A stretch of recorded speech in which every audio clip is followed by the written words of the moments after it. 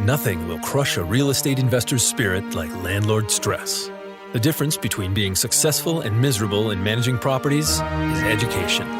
Welcome to Landlord University, where landlords learn. Landlord University is recorded from inside the RentPrep office, where Stephen White and Jeff Pearson share the lessons learned from working with some of the most successful landlords.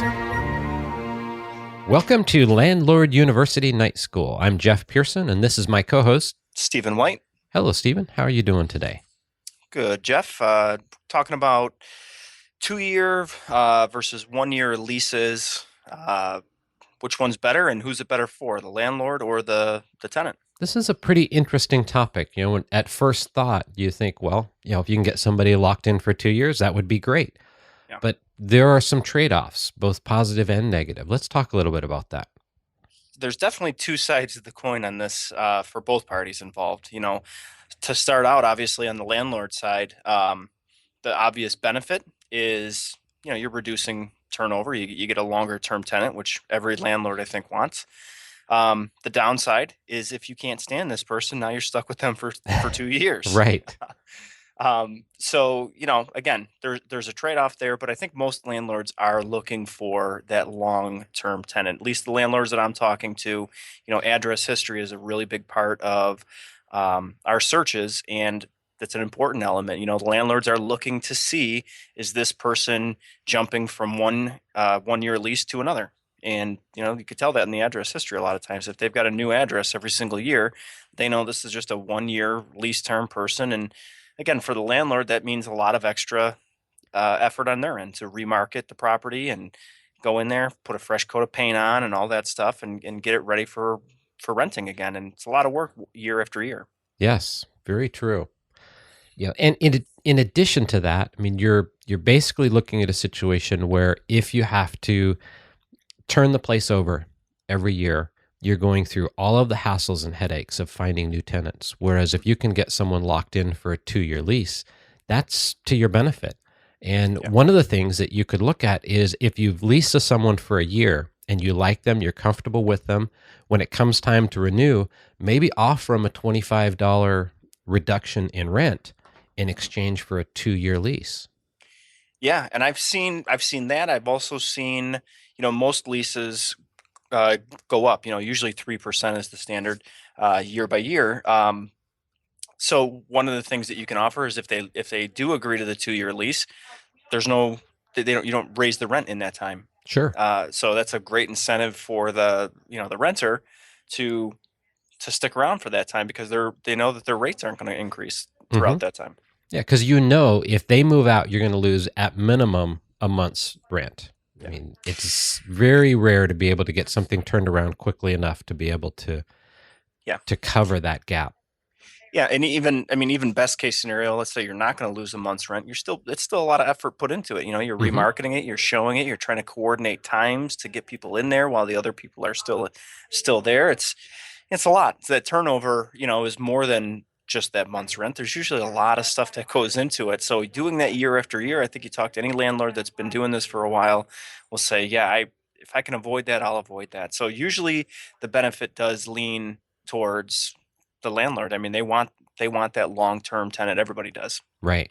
So again, I think creating some type of incentive to the tenant to sign a 2-year lease is huge. You'll find some creative ways to entice them to sign the 2-year lease, whether it's reducing the rent or let them know, hey, after the first year, I will, maybe I'll clean the carpets or do some type of property maintenance that they wouldn't otherwise expect at a lease renewal or in the middle of a lease.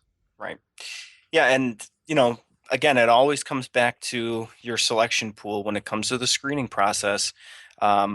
If you're doing a good job marketing and you're getting a really good selection pool and you got a lot of people interested, this is a great, this is a great standard to set. And you're immediately weeding out people who are going to shy away from that 2-year lease agreement. Or, I know I hear from a lot of landlords too, that they're dealing with people that don't even want the 1-year lease agreement. They just want to go month to month. They want no commitments, right, at all. So that's a great way to immediately, if you've got 15 people, if the market's really hot in your area and, this is a desirable unit, and you got 15 people and you're thinking, God, I don't want to screen 15 people. The easiest way to knock that list down is to tell it, say, "Look, we're doing a 2-year lease.